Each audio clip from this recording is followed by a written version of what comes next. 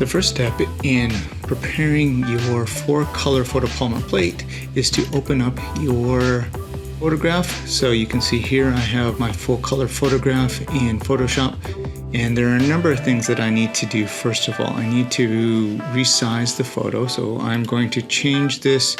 I'm going to go to image and image size.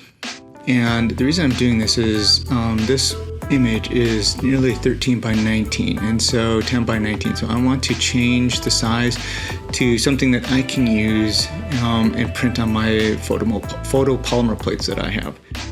So I'm going to change this to, I think I'm going to go down to about 7 inches so that I can print out a 4 by 7 image here. So I'm going to resize this.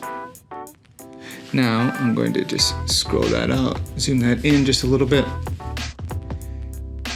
Now that I have my image sized down, the next step is to do a couple adjustments to the modes. And you can see that this photograph, or I'm working in RGB, but I need to change it to CMYK so that I can do 4-color separation. So once I do this, I want you to look over here on my layers panel, and then right next to it is the channels. You can see that I have the RGBs. Once I change this to CMYK, then you'll notice that I'm going to discard some information, and then I have all of my channels here. So if I close out any one of these, if I click on cyan, you can see that now all of a sudden I have grayscale transparencies that I can expose onto my photopolymer plate, which will end up, when they're all printed together, give me this 4-color print of this photograph.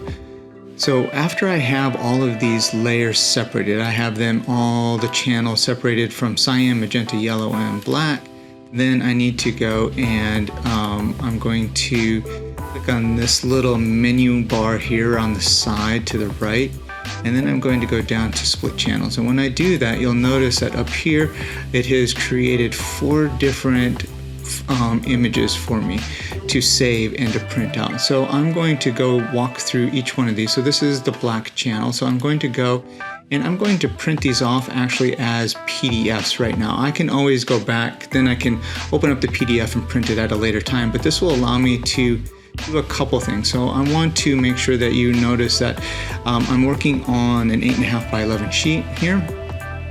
And I also want to be able to print off registration marks. So I'm going to put registration marks on it. You can see that those, the registration marks are put there.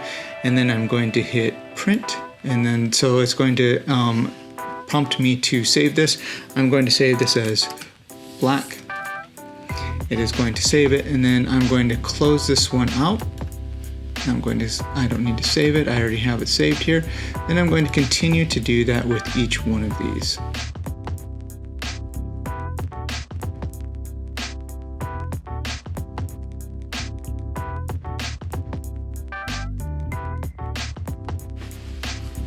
Now that I have all 4 of those channels separated, I'll show you what they look like on the PDF. So here's my cyan, and you can see I have my registration marks here. So when it comes time to print, I can line my paper up on those marks, printing the paper in the same position on each one of those plates. So we'll take a look at the magenta. You can see that each one of them is just a little bit different. You know, the yellow is much darker because that's going to allow a lot of yellow to print on. The black is much lighter because it doesn't need as much black. It's a very powerful hue, so we won't have to worry about that.